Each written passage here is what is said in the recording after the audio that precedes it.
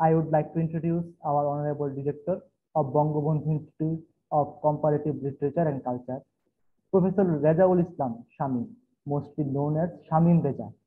Now, I am requesting him to deliver his welcome speech. Thank you very much, Mr. Jidan. Very good evening, everybody. It is my great pleasure to welcome you all in the special session of birth centenary of Sayyid Waliullah, a great writer of Bengali literature. I am also happy to welcome two very special guests, Mr. Iraz Waliullah and Simin Waliullah, son and daughter of Sayyid Waliullah. They have joined us from Paris. Thank you so much for joining us in this session. Mr. Iraz Waliullah and Mr. Simin Waliullah, we are really delighted to have you today at Bangabandhu Institute of Comparative Literature and Culture, Jahannagar University. This year, 2022, is the 100th birth anniversary of Sayyid Waliullah, and it has been celebrated in various ways in Bangladesh. The literary output of Sayyid Waliullah is a great asset of Bengali literature. I can highlight few masterpieces like Lal Shalu, Kado Nodi Kado, and Chadin Amavasya, which are very precious and significant for contributing existentialistic reality, magic realism, and acute crisis of human and social psychology. It has influenced several generations of readers, writers, and researchers in various aspects of literature, and it is still continuing. We do believe Sayyid Waliullah and his literary contributions should get more priority in our national life and academia in a greater context. We would like to initiate some positive initiatives regarding this, and all your support and cooperation and highly expected. As his successor, we expect some pragmatic cooperation from you. As a part of this grand celebration, Bangabandhu Institute of Comparative Literature and Culture, Jahannagar University, Bangladesh, has arranged this session, conversation with the successor of Sayyid Waliullah. We are really excited to do with us. Punarbhaba, a cultural and intellectual representative of Bangabandhu Institute of Comparative Literature and Culture, Jahannagar University, has initiated this arrangement. Thanks, Punarbhaba and its team. I would also like to thank Mrs. Anisa Amin for introducing Mr. Iraz Waliullah and Miss Siman Waliullah before us to share their personal emotions, feelings, and reminiscences. You all are cordially welcome to this session and exchange your views with our guests. Thanks, everybody. Thank you. Thank you. Just a little word. We really are also delighted to participate to this celebration for the centennial this year organized by your university. Thank you so much. We are really delighted. We are honored, and we will try to, as much as we can, answer your question with most pleasure. It was very interesting for us. You've sent us some questions. This was the opportunity for us to reconnect with our father again and again and again. It was a really thrilling moment that we, this last day, spent with my sister discussing the question you are asking us. So thank you also for your nice offer to discuss this. Thank you, sir. Now we want to hear Waliullah's son and daughter feelings, memories about their father, and side by the side, writer Waliullah also. Please, sir, as a son, can you recall some notable memories about your father? So yes, of course. One you should perhaps you know, but I want just to replace the context. Of course, we were very young when he died. I was 7 years old. My daughter 12 years old.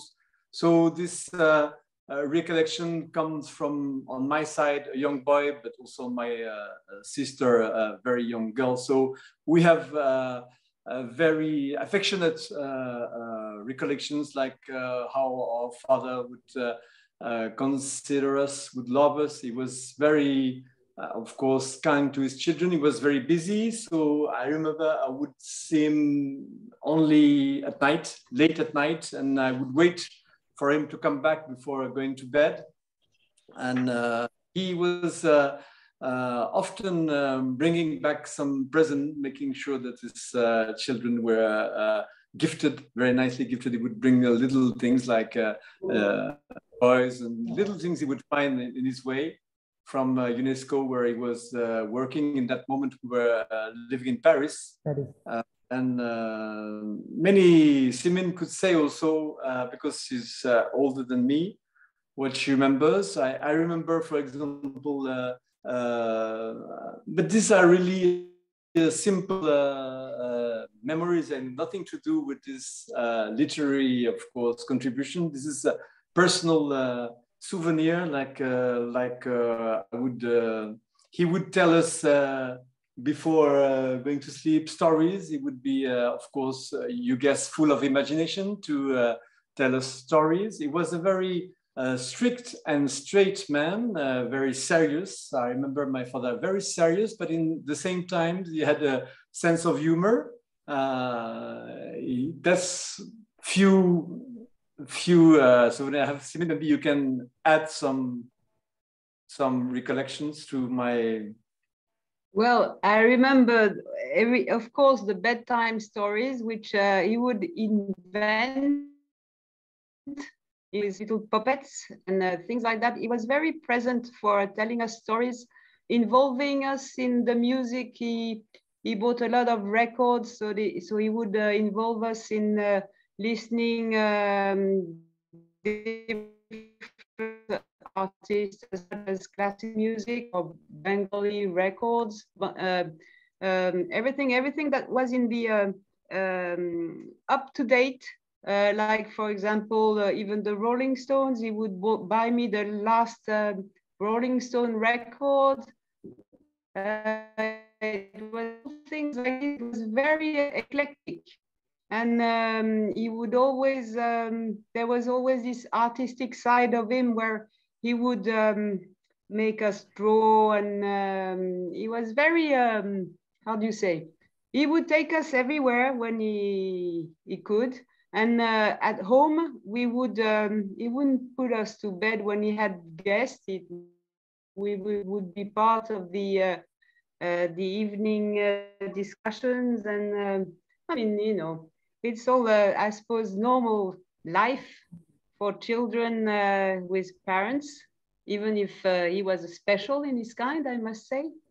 Madam, what was your mother's evolution regarding your father's literary work? Sorry, what was the mother? What did you say? Sorry. What was your mother's evolution regarding your father's literary work? The sound is not good. What was our mother? Sorry, I'm sorry. What was your mother's evolution regarding your father's literary work?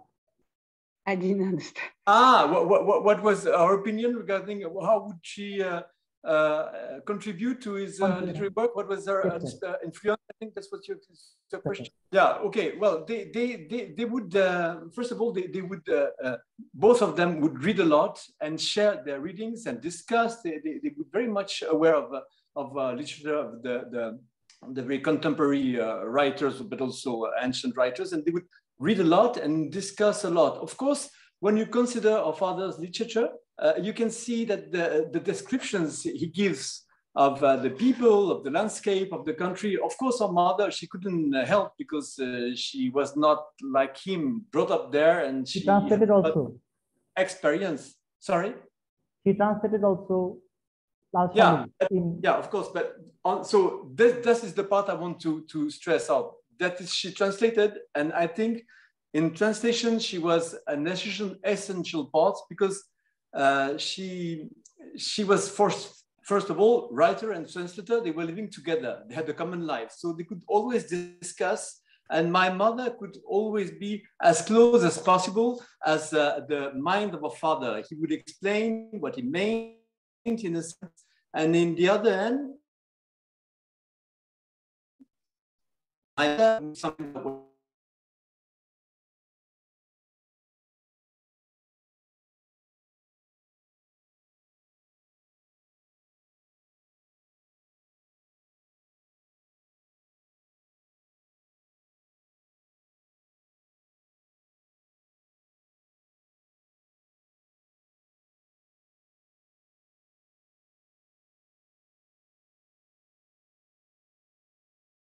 of the original language, though she translated the book through English.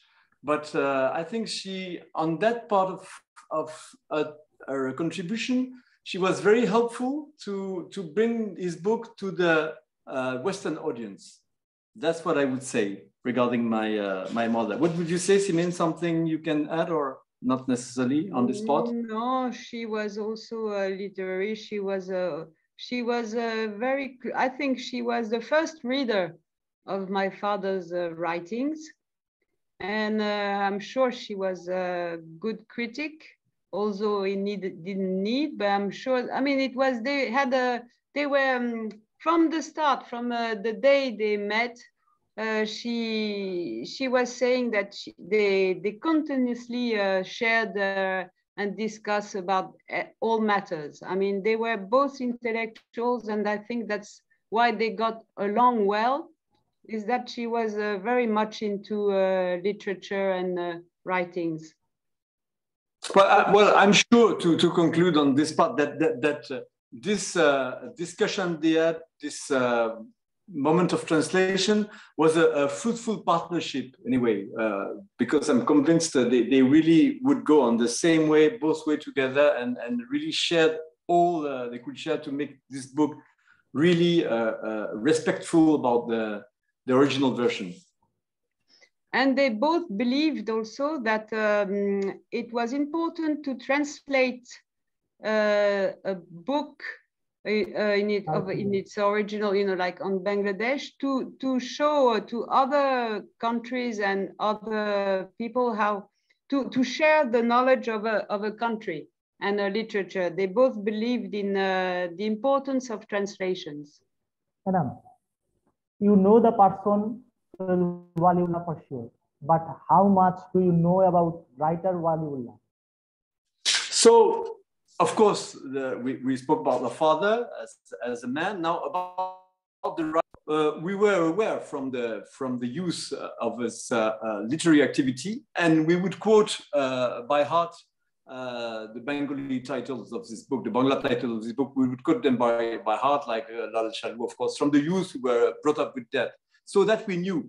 Of course, came the time when we became teenagers to read those books. In fact, we could read only one book, because you must understand, only one was translated those days in the 70s. You know, we were at the late 70s. I think I read this book for the first time. I was 14 years old, so quite young, for still the 70s. And this was the French translation of the book, of course, because unfortunately we are not Bangla speakers that I guess you know that. So this was very unfortunate. And we had to wait progressively for the book to be translated to read them. For example, it happens mainly in the 2000s. After the 2000s, some books were, other books were translated, like of course Kadodo di Kando or Chandra Baba Shot. They were all translated after the 2000s, and of course some also short stories. But for example, you must imagine, we even know Tragobodgakis, which is the Breakers, the French translation, but Bohipe was not translated, so we have a small idea of the synopsis, but we don't know about that theater play. So there are we miss some lectures, I mean some readings, and this is very unfortunate. So that what to know about his book, and because we lived in France, it was very difficult to learn after our father demise. We could not. That was in those days very difficult. My mother had to struggle with being a widow with 2 children. I mean, it was very difficult in the 70s to access to the practice of Bangla. So living in France, this was very hard. So that what happened to our relation to his literature. We are, of course, fond of his literature, but as much as we can access to it, which is, and not in Bangla. I think the best thing would be to read it in Bangla, but this is an impossibility for us. I would like to ask you a question to you all. I would like to know if, of course, you understood we didn't even read all the Nayancha, Duitir, all the short stories. We only know a few.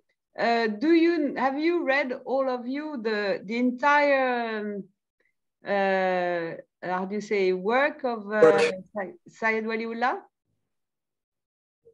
Yes. Yes. Everything, maybe, because, you know, maybe things also are published we are not aware of, because communication is difficult to establish. Sir, we have a question from Shamim Ahmed. Yes. Who is the teacher of in Kolkata.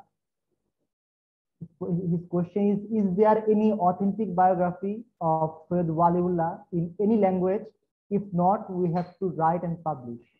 No, there's this famous biography of Sayyid Abdul Maqsood, of course, you know, this biography that was written, and that was written long time ago, according to my mother's testimony. She would give him many personal also opinions and souvenirs, and she would share with him, so that I believe his biography was quite good. It was a biography in 2 volumes. It happened in the 80s, early 80s, this biography.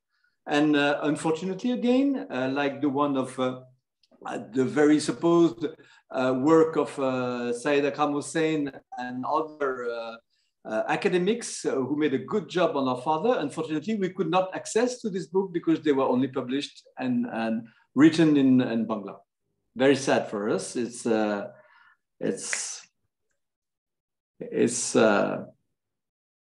how it goes. But we will one day come to this book, I hope, soon. But there is one book that my mother published. It's her recollections of my father. Amaswami Wali. Yeah, Amaswami Wali. And do you know this book?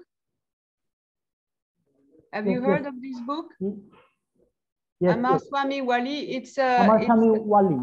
Yes, yeah, absolutely. it's Amaswami Wali was translated by Shivabrata Bormon. Exactly. Yeah, and it's out of stock. But recently, I have made. I translated this book. I mean, I used the original writings of my mother, which was in English. And I published a book with Nymphea Publications last February, so it's very recent. And it's full of pictures and manuscripts. And have you heard of it? Yes, yes. Okay. It's a very good book because we disclose in this book, we've looked in all our archives, family archives, all the picture we have. So since our father was well known as a writer, but not as a man, there were a few pictures of him. We wanted to make him become real, I mean, in pictures. So there are many pictures if some of you are interested in his life. Paintings. Perhaps, I mean, you have the cover of the book or not? Yes. Yes, sir. So, just to show, if 1 second, if Simin can show just the cover of the book that was published recently. If it's not easy, Simin, forget about it. Mm. No? Yes. So this is the book? So Waliullah, my husband, as I saw him. Yes, and it's presented like this. And you see, it's there are many chapters. There are pictures of him writing, and it's all very intimate writing. I like it very much. Well, Simin tried to illustrate my mother's souvenir, because it's all their life they share together, and Simin brought illustrations through the picture. So it's a good illustrated book of souvenir of his personal life. Okay, that's it.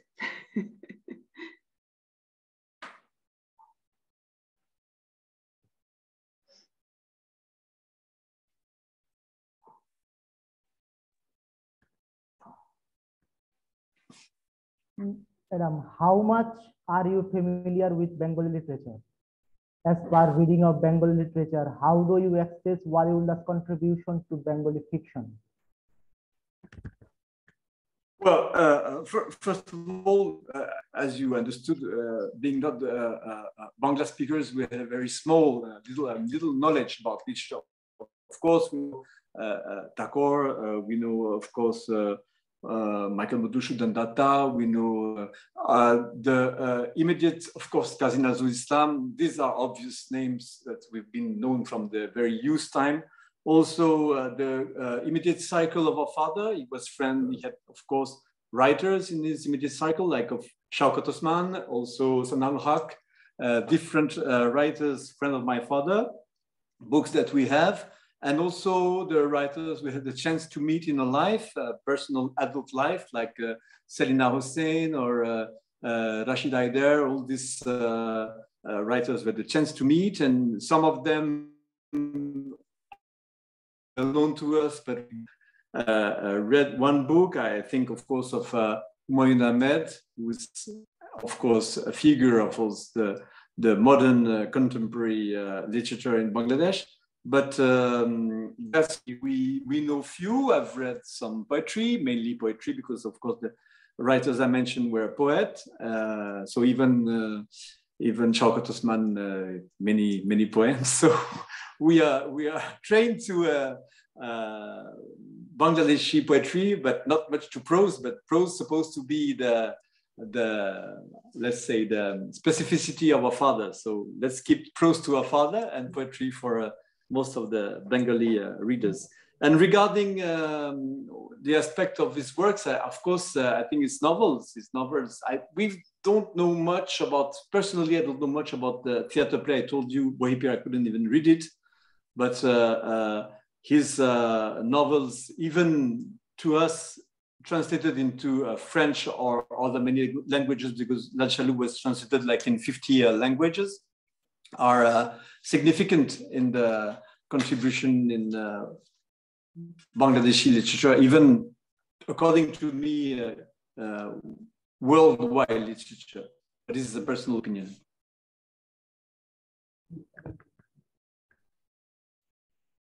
Sir, do you think recent years of Bengali critical literature have done due application and justice to Sayyid Waliullah's literary work? You mean now? How is he considered now? Is it as he got, like Professor Reza said in the introduction, right place? You mean in the context of Bangladeshi history of literature? That's what your question. What is your question? Well, thank you. For example, you organized this session. It's a good thing to know, because of course, whenever we Bangladesh, we can see due to the curriculum principally, because he's been in the curriculum for Lal Shalu principally for ages. So he's considered by the authorities as a writer, fair enough, important to be studied at school and in the university. So I think he's been till now given quite a good place. I mean, I wouldn't I think the best place he's got is from the readers, because he's still beloved by the readers. No matter if he's there's no streets on his name, there's no official monument on his name. He's not known, that's true, as something official, but his books, he could spread his book all over Bangladesh. He's quite famous, that Shalu is quite famous. This is the main thing. For him, being read was the main thing. So I think the goal is achieved. But this is a question because you know more than us. This should be a reverse.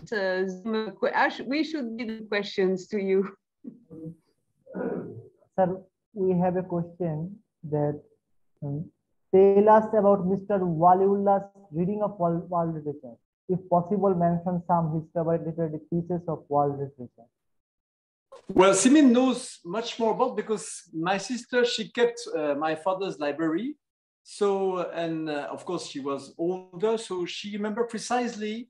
And in my mother's book also, in my mother's recollection, she would quote a certain number of books my father would read, or writers. But Simin, maybe you can give some of your information. Well, everything that was readable, he would read.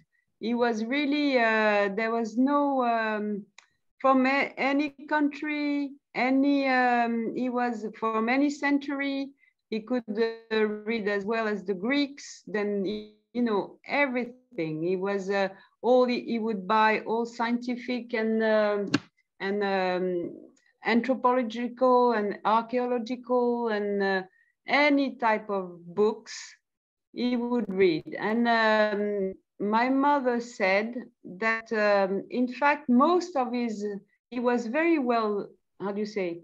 He was a voracious reader, and most of his reading, his knowledge came at the time he was in Dhaka, because I don't know, he had access to the books. When my mother was still in Australia and he had to come back to Dhaka, he would, I have a very important correspondence between the two of them, where they share constantly opinions and criticisms about the books they read, and each time I ask her, please give me, try to find this book about, I don't know, Saint-Exupéry, or he would read really everything. It was quite fascinating, the number of books he had on any subjects, art, anything.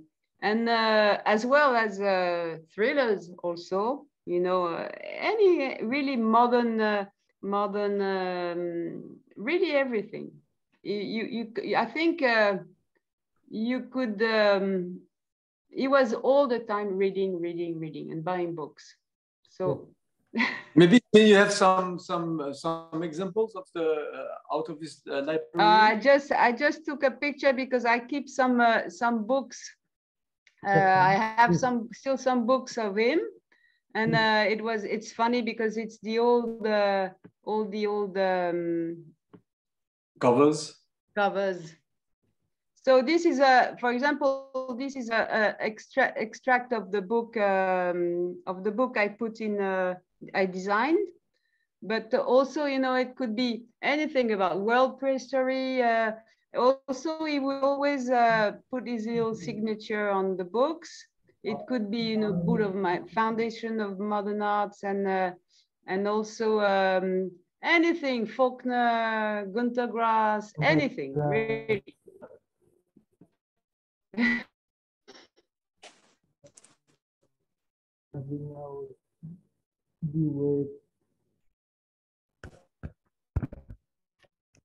Anyone want to ask some question?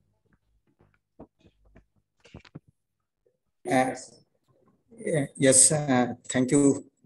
This is Washim Polash, faculty member and writer here, and it's really an honor to get the chance to exchange the views with the successor of Sayyid Waliullah, son and daughter.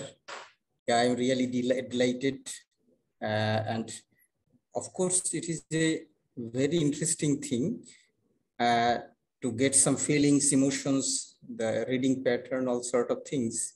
Here, I would like to, am I audible? Yes, yes, yes, yes. Of course, yeah, we're listening to you. Yeah, of course. Yeah, okay, thank you. So, I would like to ask two questions. First, in 1971, when we were fighting for our liberation, your father was playing the significant role as a diplomat there, and you both siblings were youngster, teenage boys and girls. So what was his feelings regarding our liberation, or and how he was anxious, or how he is playing some sort of role? How was his feelings regarding our liberation on that time? So would you please share some things? What was his expectation and way of progressing regarding our liberation work?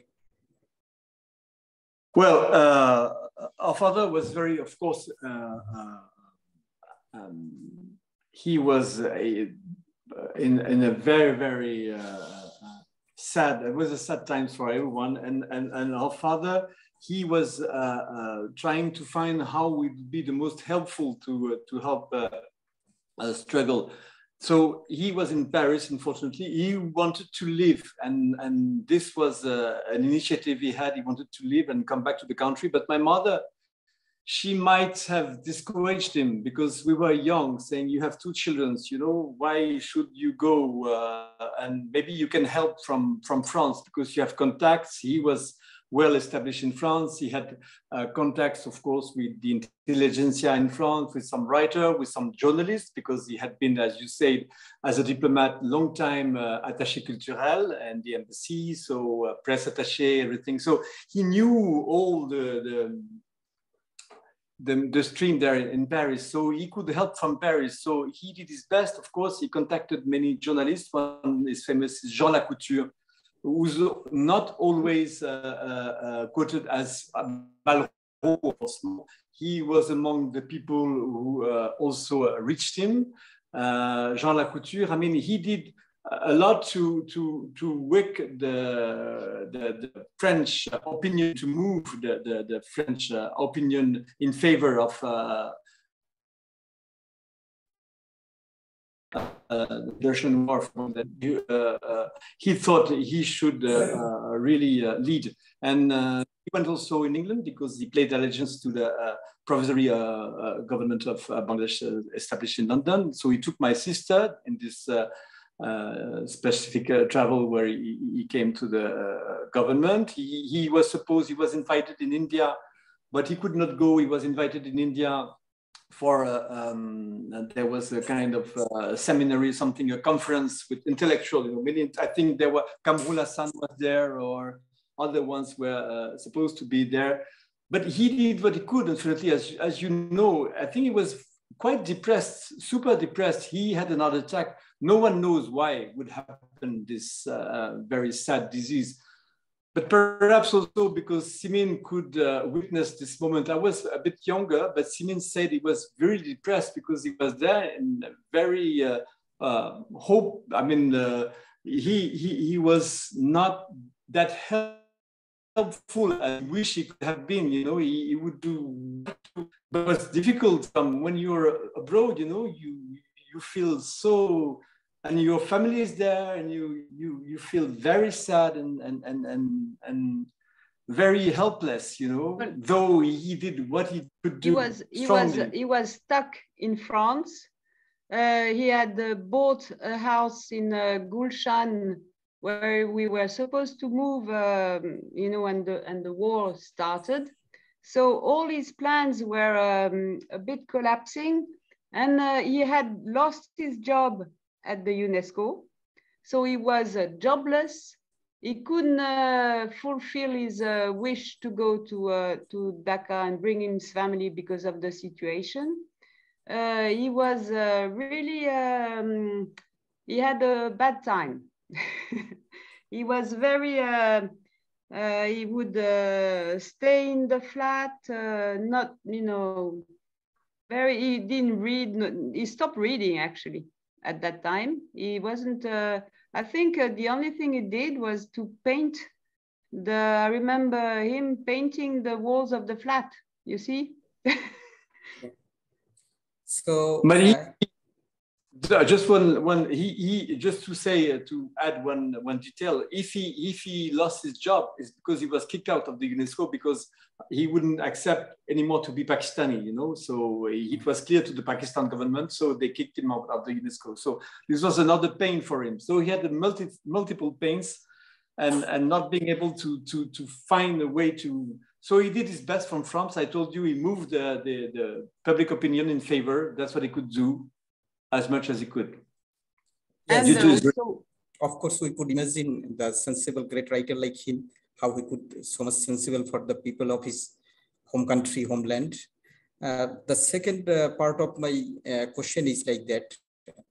As we are discussing with our director, Professor Shamim Reza, that one of the major objectives of this discussion is to be oriented with you, our young students, researchers, and something, how the young generation can learn more personal and emotional things from you, all of you. But same time, we have another broader objective is to, as our several generations of readers, writers, and academics were influenced by his writing. So we think, though he is nationally so much acclaimed and he's well-read and sort of lot of things are there, but what is your expectation as a son and daughter, that how we can expand his ideas, writing views, how he should be get more importance in national level? So what sort of expectation regarding this? Because I could imagine from my early age, we are largely influenced, a lot of generations, several generations are largely influenced by his writing, the way he has depicted our social phenomenon, the discrimination, the religious bigotry, lot of things, the way he has depicted. So how we can bring his ideas, his writings to the mass people, mass young generations? So in this regard, what is your expectations, and same side, the way of suggestions, the way we can do collectively something better for the greater extent to expand this idea? What a question.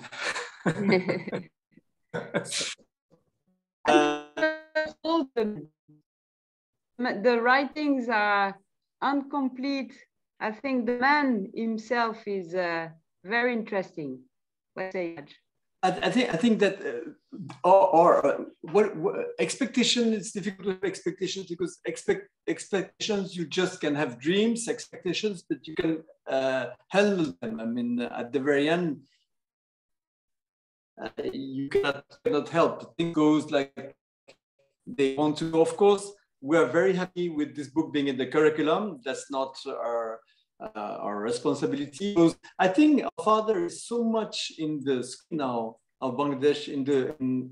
He belongs to the heritage of the land, and I don't think he would vanish. I think it's progressively increasing. We've seen, as witness from the youth, his figure increasing, and what we could do, and it's not a matter of expectation, it's a matter of contribution. What we could do is that we thought because the writer was known, but no one would know about the man, his ideas, his life.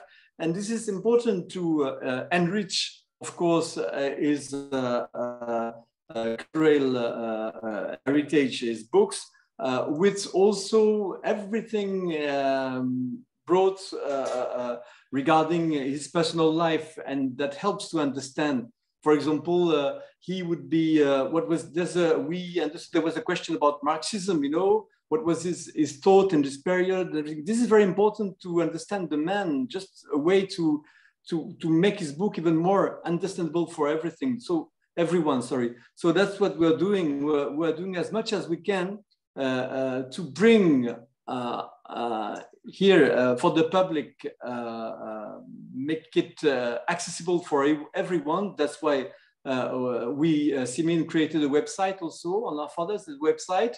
This website is offering a certain number of pictures, but also there's a bibliography sources. I mean, everything is done. This website, we would appreciate if anyone able to enrich it, because sometimes, for example, there are many articles coming out on him, maybe this year, probably this year, articles where we don't speak Bangla, so we don't even are aware of these articles. That would be nice if this website that we created could become a real hub, I would say, of information regarding our father. That would be a first step, so that people would know this is the real place where you can add and add more for the researchers, for the academics. That would be most interesting. And on our side, we would, this is a dream or an intention, maybe more than a dream, an intention. We would like to establish a foundation on behalf of our father to promote his literary works, to help researchers, academic to also work on him, and maybe to, as you say, to make his books even more known among the youngster classes. I mean, this is our duty. It's not a matter of expectation. It's a matter of duty from our side. So we feel we have a duty. So we are trying to do our best to bring on the table everything we can on this regard. Yes, yes. Thank you so much. It's really amazing to listen, both of you, and hope in coming this, we shall be glad to work together in this regard. And I am waiting for some other few interesting questions. Thank you. Thank you very much. Sir, I have a question. Yes. I'm sorry for the sound. I am outside right now, but I'm so curious to know one thing. Wasim Polo sir just made it easy a little bit earlier. I'm a big fan of Chadar Amavasya. I've read it 9 times, but I cannot say that I have completely understood the text so far. But I'm so amazed by the text.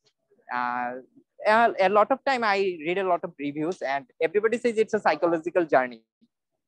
But my question is, what was going through Sayyid Waliullah's mind while writing this story? If you have any memory, or if Miss Anne Mary ever said anything about this text, because I want to know what was going through his mind while he was writing this story. And completely, a lot of people say it's a little bit of boring, but I don't think if you read slowly and try to read it completely, then it's a wonderful text. It's a wonderful journey for me. I think it was a big journey for me. So I just want to know what was going through his mind while writing the story. If you know what was going, if you need to, and if you wish to know and discover what was going on in his mind, I think you'd better read it another time. Because everything, his mind is written in the book. I mean, I don't know. Just to tell you that we were so young that, of course, we don't know. I don't think my mother mentioned, Simin, you would confirm or not. I don't think our mother mentioned anything about the writing of this book, what it was in his mind. So you just have to guess. And I think the cue is in the book. I'm sorry. No, thank you. I'll try it. I'll read it again and try to find out the answer myself. Sorry. Thank you. I have a question to both of you. Am I audible? Yes. Yeah. If from Jahangir University We lost you. You're not audible. Not anymore. Oh, sorry. I know that you are archiving your father's work now this time in website and share with the world. So I called you that you guys are a stakeholder of Bengali literature and Waliullah's work and Waliullah's research. So I have a question, both of you, that I want to know how much did you see in your father as a bearer of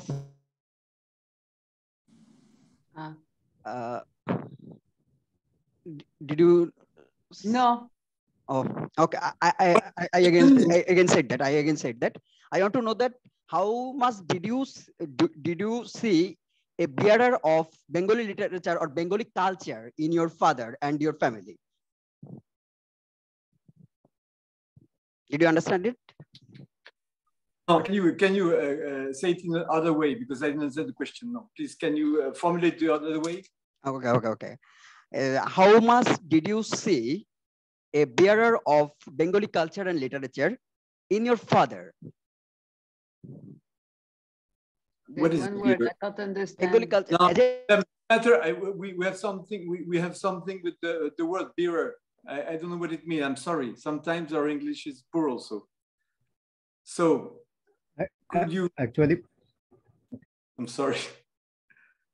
What is a bearer? Actually, he was asking in what extent Sayyid Waliullah is representing the Bengali culture and literature, in what extent? Okay, sorry, representing. Okay, sorry, thank you very much for precision. Well, if you mean representing in Europe or representing in Bangladesh? What is the question? You mean in the global arena? Is not defining any geography, global arena. Well, global context. He is talking about not on defining any geography, the global context. I mean, on the global context, I think there's something very interesting about these works, is that there's a double level of understanding. First, he's very much, it's surprising how he's very much into his homeland, into his culture, until as you said, the Bengali Muslim culture. This is very precise. I mean, he gives description as any, even I mean, I would be, sometimes I have some feelings that I don't, of course, catch as intimately as a native Bangladeshi would catch, because it's very, very refined and precise, the eyes he has on the people. And this is very much sort of Bengali. It's to me, it's a real illustration of what would be because he details and he promotes the Bengali culture itself. The Bengali Muslim culture is super, he focuses on that only. So he doesn't go out of the Bengali. He wrote 2 books like How to Cook the Beans and The Ugly Asians. Maybe in those 2 books, he just went away from this. But the rest is super, really close to the culture. So that's one point. But these points make the culture possible only in Bangladesh. The interesting part of his work is that he spreading some European Western ingredients in his books, and that make them understandable by anyone. I mean, for example, all these people, his books happen to be timeless writings. They are timeless writings because in one hand, it's really close to some villages, very precise, the Mazar story of the Majid. These are really characters that you could find in the Middle Age, you can find now, you could find in my father's time. All these people are absolutely timeless people. That's the good thing. And so it's interesting because the message is more than it looks that, I mean, even if I'm Bangladeshi like my sister, we have to confess, we living in France, some flavor of Bangladesh we don't have. So reading it as a French people, we can on one hand catch all the feelings of the flavor, I told you, the smell of Bangladesh, and in the same time we can appreciate an extended view on the world, because true characters, which you can find in any countries, in any time, always he's putting his stories in a narrow scenery, and in the same time is a large human being stories. Did I answer properly or not really? Yes, you are. Okay, may I ask some question? I am please. from Borishal. Okay, I think that the previous question, actually, the man who made the question, he wanted to know whether might be it was the part of his area of the question, that whether Waliullah in his daily life in Europe or in Paris, whether he practiced Bengali culture in his daily life or not, and how much it was in his practice.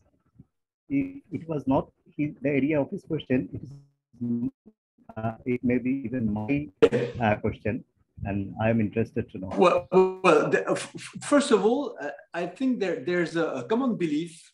We've read this several times with my sister. There's a common belief that our father would be able to, because he wrote one book, of course, in Bangladesh, but the other ones, he wrote them from abroad, like Katono de Kondo or also Chandaram Bosho. So those books, he wrote them from abroad. So people are always surprised to see how refined is his language, or he can catch dialects, how this is so brilliant that he was a permanent witness of what he's describing. Thinking how could he be so detailed about a country where he doesn't live? It's not true, because he stayed there until the age of 20 years old. It's a long time. 28. 28, what did I say? Sorry. 28 years old. So it's a long time in one man's life, and especially since he died at the age of 49, it's most of his life. Finally, most of his life, he spent it in Bengal, mainly in Bangladesh. So he knows, and he knew, and he could see with his father, because they would move. His father was a magistrate, a district magistrate. They would move from a place to another. He would be used to, and he was quite an acute observer of the world and of the people, of the village. And he would look at them with quite, I mean, you can feel when you read this book, he's very much, he has quite an empathy towards this people, the character he's describing in his book. You can feel empathy, you can feel, I mean, he loves his people, and that you can feel, but he loved them because he was very much from his birth to the age of 28 years old, he was super attentive to this.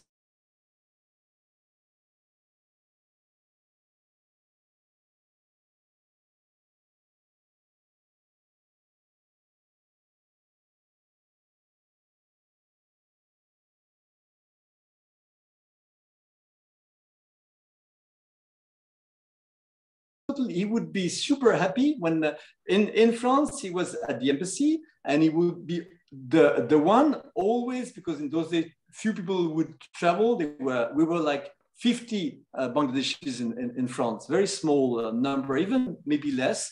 There was this famous friend of my father, Novera Ahmed, you know, the sculptor. We would come and meet her in her house. She was living not far from us. Sorry. So.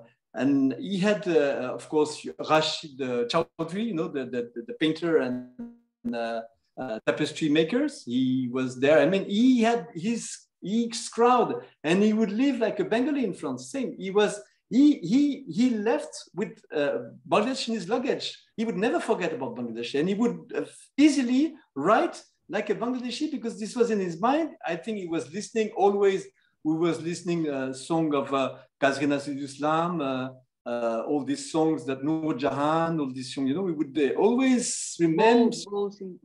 He would invite people. He was very close to this famous Tagore singer in those days, Miss Rajeshwari Datta, you know, very famous singer. He would invite, like here it happens always, you know, in Dhaka it happens, people, you organize dinners, and that after somebody sings. He was very much into that. He was interested in Western, of course. He was curious about everything, including Western art, Western this, Western that, but he remained 100% Bangladeshi, 100%.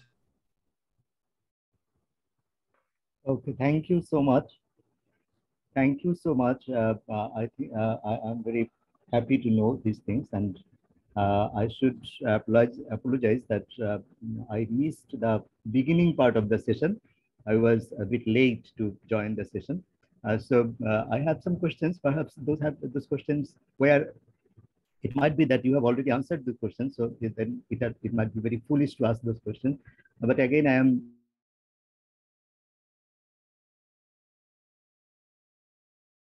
one is you said one question was asked whether that is what is your expectation about his appreciation of the literature in our country or critical evaluation of his literature in our country, and you answered the question and you said what is your expectation, but whether you have noticed that the critical literature that has developed around his works, whether you have noticed that is there any area of critical concept or critical is there any critical area which is still untouched? I mean, as you were living in Europe, as you were living in France, compared to the French literature, compared to the tradition of the modern French literature, maybe you have noticed some important areas in others' writing which have not been addressed by the readers of Bangladesh or not the readers of other countries. And if you if you have noticed it and if you just put it before us, then we might try those areas in our later reading and in our later critical approaches. We can even tell our students and our fellow officers engage themselves in those works. Of course, yeah. Okay, one first thing I want to read. People are always looking for some Western influence, you know, on his work. So there were researchers. I think Simin, you mentioned telling me there was this book or article on Western influence on Webula recently published. No, not recently. So published in 2007 by Shamsuddin Chaudhry. Do you know? Western influence in Syed Waliullah's writing. Yes, Shamsuddin Chaudhry. Yeah, Shamsuddin Chaudhry about it was a PhD dissertation. Yeah, it was dissertation of Shamsuddin Chaudhry. People are always seeking, you know, what could be looking for the influences, Western influence. As we say, he lived in France with a Bangladeshi heart. So I think you perhaps not should too much try to seek for any influence. I'm pretty sure everything, including his taste. You know, sometimes people would say because he would paint also, he had Western influence and everything. But remember, when he leaves Bangladesh again, he has 28 years old, so he's pretty brought up, and everything is molded, you know. So I think everything is in his mind, everything is in his taste, everything is done. So about the influence, Western influence, perhaps, but not so much. I don't think it's the good orientation for the researcher.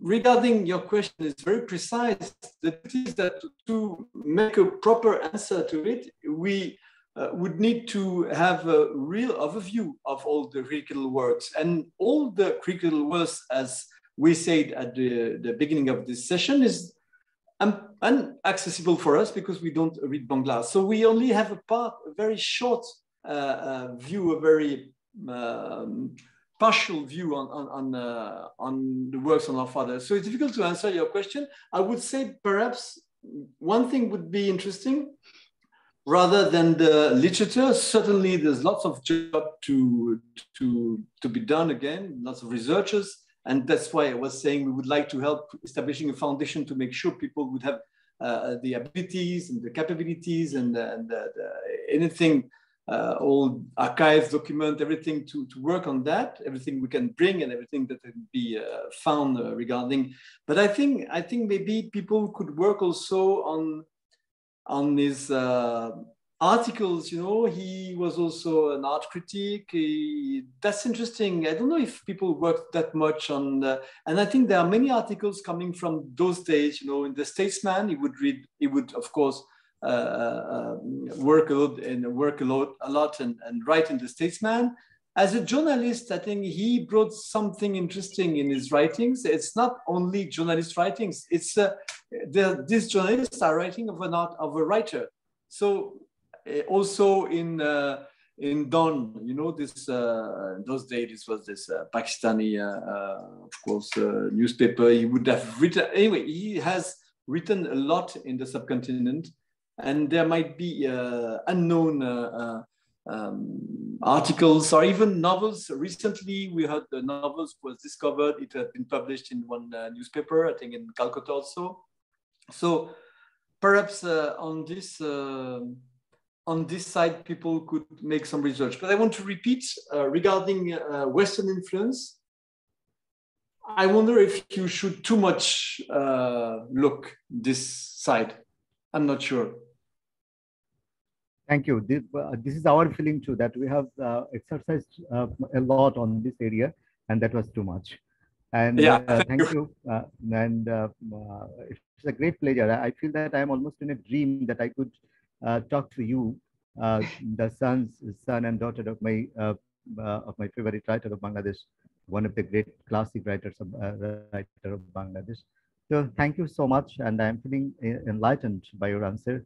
And I will remember this evening for the whole of my life. That's lovely. Thank you so much. Thank you, sir. Hello. Yes. Am I audible? Yes. Yeah, of course. Good evening. I'm Ainun Zaria. I'm studying at the 4th year of Bangabandhu Institute of Comparative Literature and Culture. We are very honored to have today's guest. Actually, I almost got shivered to feel that I'm meeting and talking with you, whom have seen the great writer Oliullah in person.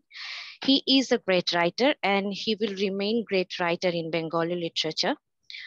We read him under our curriculum. We read the novel named Chadar Amaborsha, analyzing it with Albert Camus' The Outsider.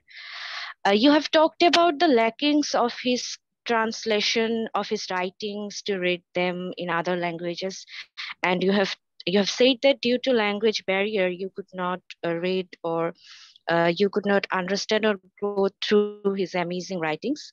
As we have read him and several of his novels, I would say that his writing is amazing work of describing, explaining, and exploring human psychology, and which is, I think, was very much rare concept in that time of Bengali literature in which time he was writing.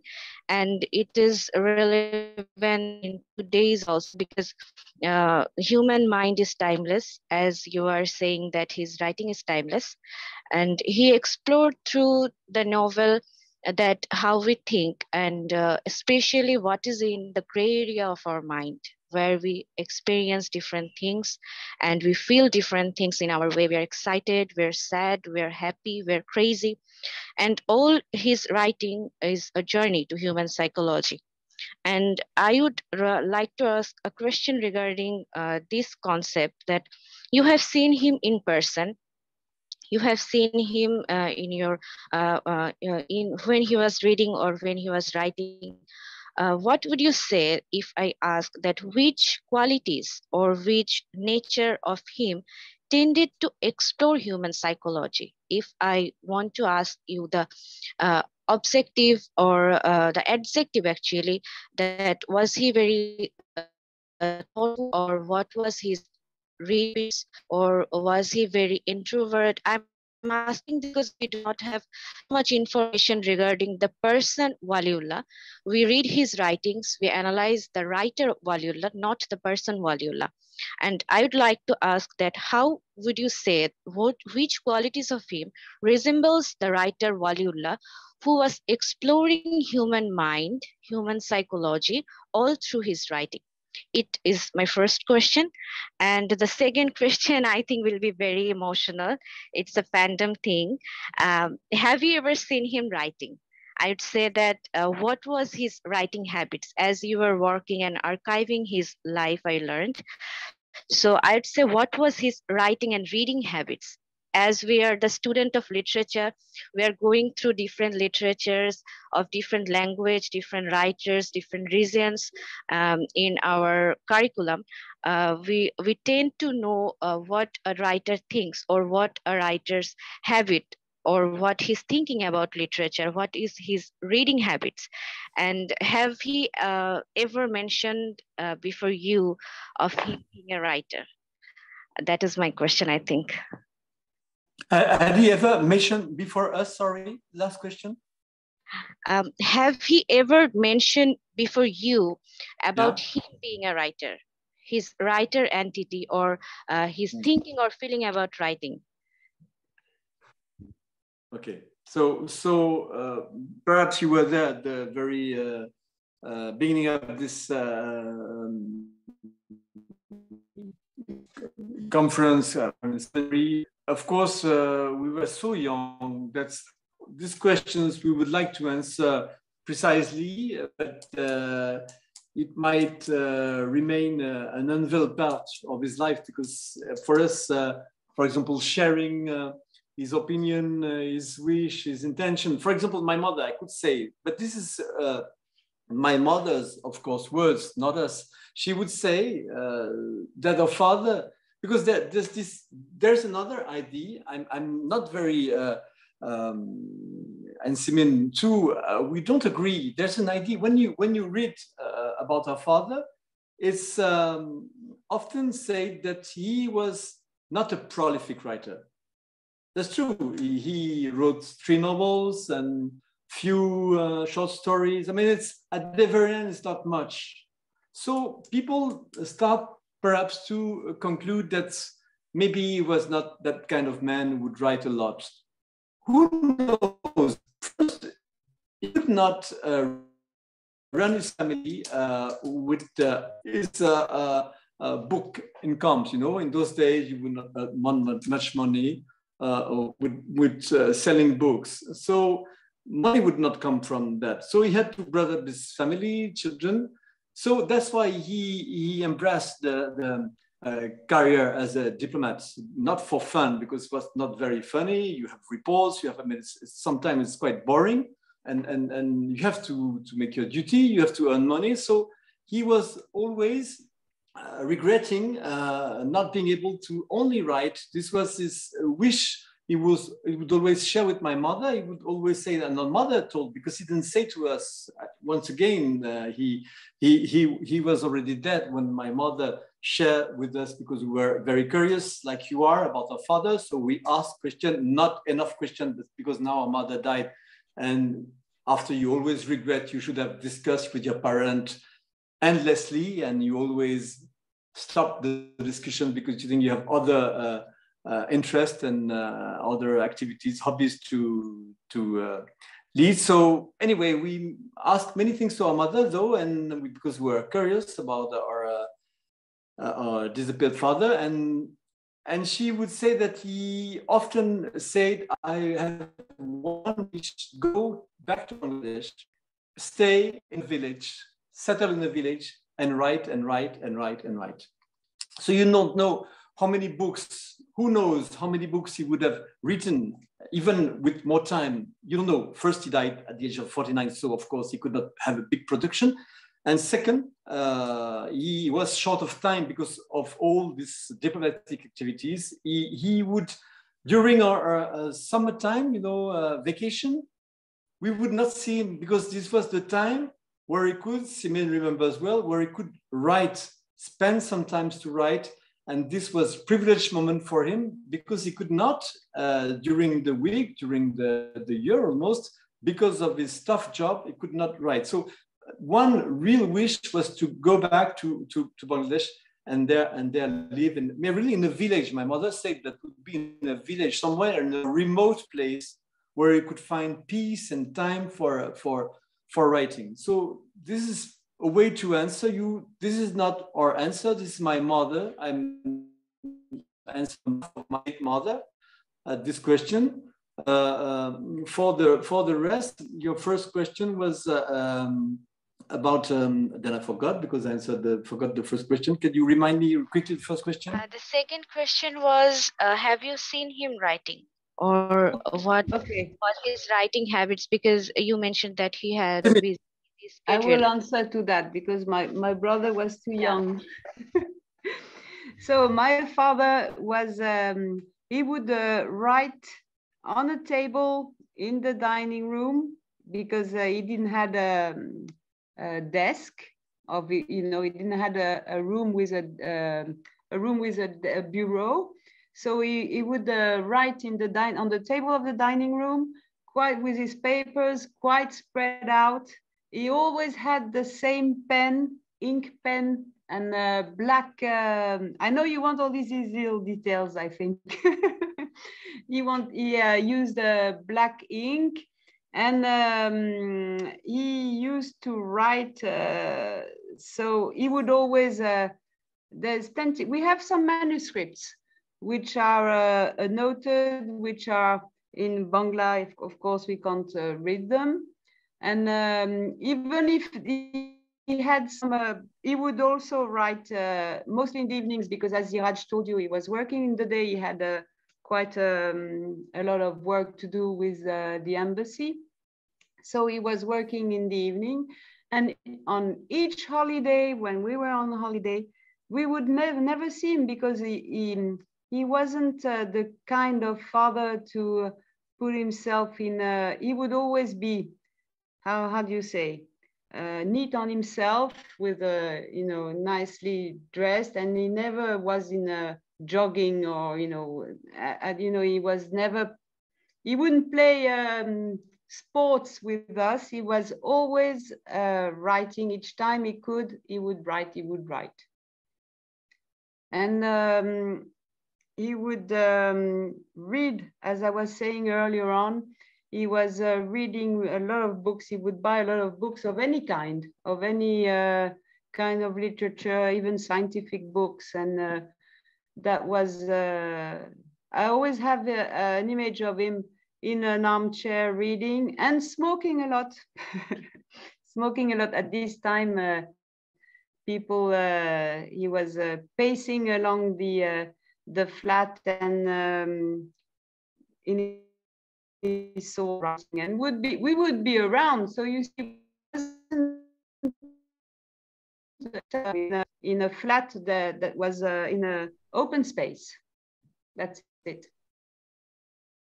It feels very amazing to hear because various writers whom are very prominent in Bengali literature, we know their personal life or the person because of biography, memorable writings regarding him. But Waliullah, as a great writer, was inaccessible because we do not find this type of writing or this type of memory regarding him. And it feels very clear that, as you say, that he mentioned to go back to Bangladesh and write in a small Absolutely. village.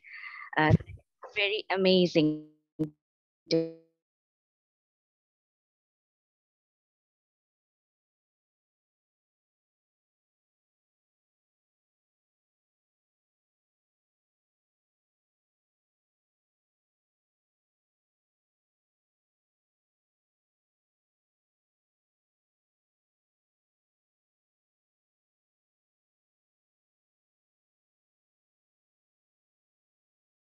things.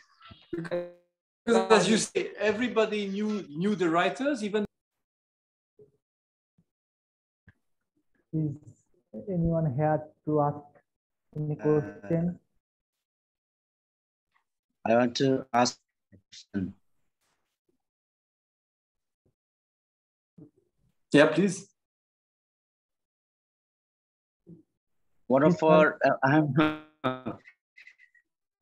telling me that I am a member of Department of Bangla Language and Literature. I am teaching here in Jahangirnagar University with Professor Shamim Reza, and glad to meet you both.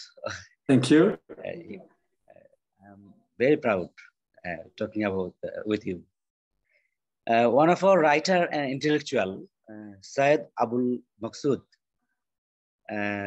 your cousin maybe, he had not cousin.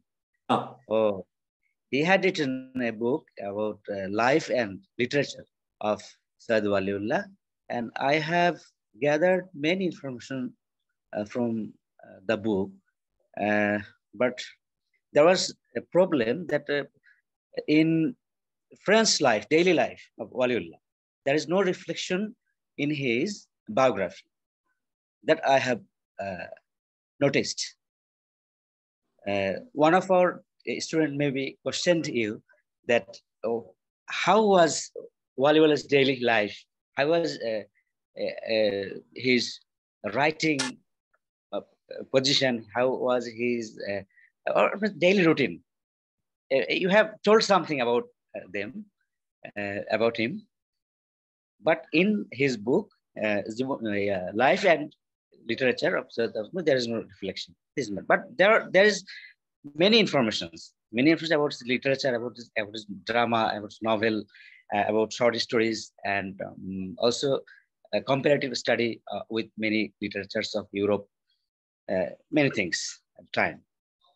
This is a matter. Another thing is that one of our filmmaker here named Tanvir Mukammel. Do you know him? Yes. Yeah, we know him.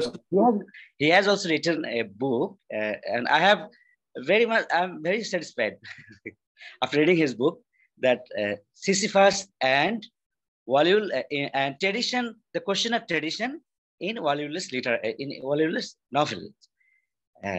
Question of tradition, how he questioned the tradition of Bengali literature, Bengali culture, and many things here. And I want to know from you that is there any preparation from your family, both of you, son and daughter, that to make a film or biographical film about Waliullah? Is there any preparation? And I think when I see Waliullah's, what can I say, the face, and his life, I'm very, always I think about him that he was very filmy character, very filmy character. And thank you, yeah. I think that would be a great job if you take initiative about Waliullah's biographical film. Please let us know about this. Okay. Now, that would be a wonderful, of course, we would appreciate. There was a different initiative, and until now, people regularly ask for authorization, permission for this film or another one. Recently, we had a request a few days ago for the story of a Tulsi tree. Someone wants to make it to a film. Another one asked for Chandra Mubashar. So we wonder always, for example, Chandra Mubashar, this film, how can you make into a film? It's very complicated because everything happens in the mind of the people. So if you wanted to put it in the images, how can you? It's very complicated. There's something in our father books, very strangely. On one hand, it's very precise descriptions, the landscapes, the people, everything. And then the other end is very abstract because it's in their head. So how can you make a film out of that? And it's very complicated to make this film last long and be entertaining. I guess it's quite a challenge to make a film out of this book. For the rest, the biographical film that would be, of course, thrilling, would be delighted if it could be. We would help and support, of course, any initiative. But first, we need to find the filmmaker. But we met Shaheen Dil Riaz. Do you know Shaheen Dil Riaz? He's a filmmaker.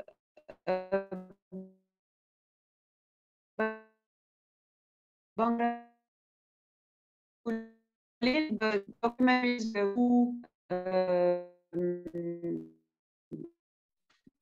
many documentaries which are well famous in Europe because work for the German TV.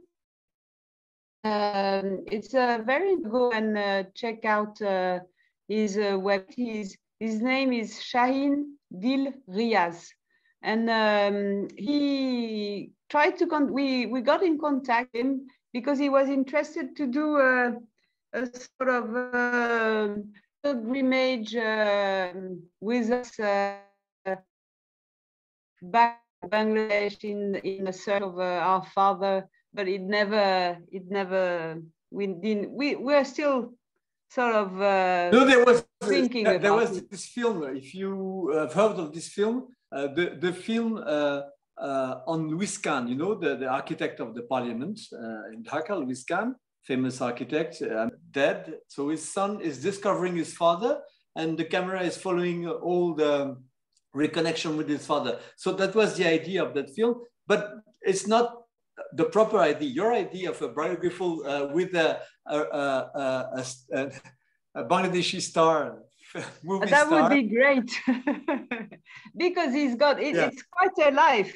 Actually, he has led quite a life, and he has. Mr. Iraz, you can play your father's role. You look so clean. Yeah, it can be. Too old already. He's too old. Yeah, but that would be lovely. We would support 100% this initiative. Yeah, that would be great. That would be a great idea.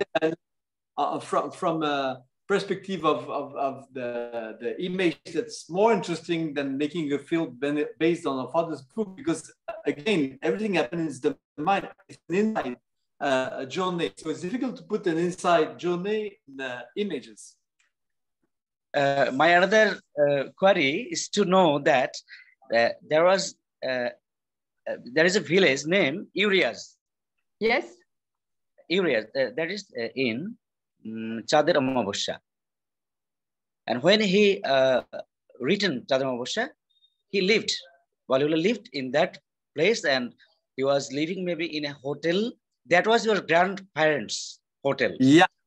What about this? I want to know about that. And about your family business. Your ancestors, your ancestors. Well, a family come from the Alps, in the mountains. So of course, our father, when first he met a family, I mean, in the 50s, you have to imagine how our mother, coming from a good family in France, well-educated, everything, she would, in the 50s, leave France and go for Australia. No one would travel so far away. I mean, she was a pioneer, you know, few people would travel and stay in Australia. Our father came there through his embassy duty, and there they met. So this is the first part of their adventure. Their life is quite adventurous. So then my father met my mother, introduced my father after they married. They decided to marry before my mother presented. This was not the right way to do, but she did this way. She married my father in those days before she introduced him to my grandparents. And it was his first contact with the snow, because He helped in the snow, so he had to face the snow. It was, I think, quite a thrilling experience. And his family, his step family was very, very nice to him. I mean, he was very, you know, our father was so sophisticated. He came from far away. I mean, our family was not ready to how do you say, to accept or to receive in its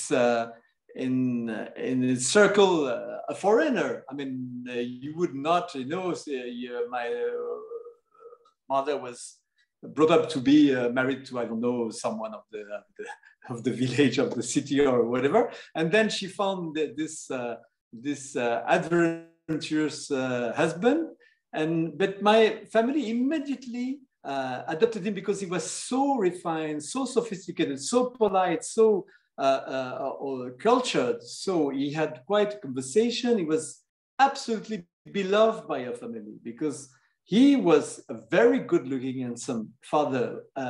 We must admit, he was very much handsome. So I think he was appreciated by all the family. Thank you, sir.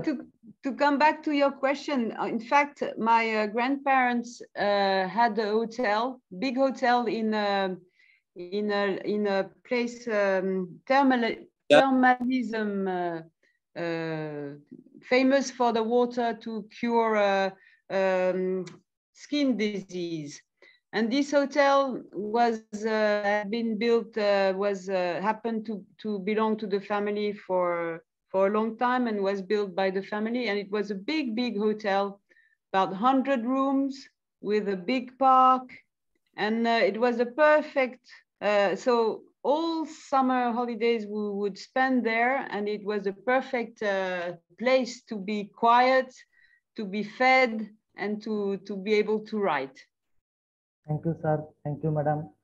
We have come to the last phase of our meeting. Thank you for giving us your valuable time. And we are inviting you for come in our institute in future. And thank you, sir, for organizing this Zoom meeting. And sir, please say. Okay, our heartfelt thanks, Mr. Iraz Waliullah and Ms. Simin Waliullah. Especially thanks for Mrs. Anisa Amin. Thanks for all. Thanks for everybody. Okay, let me say one word, if you don't mind. I'm going to say one word. Of course, I'm going to thank you, all of you, for listening to this little talk. And I will finish, as you say, we don't are familiar with Bangla, but we heard from the youth the sounds of the language, of course. We were brought up in this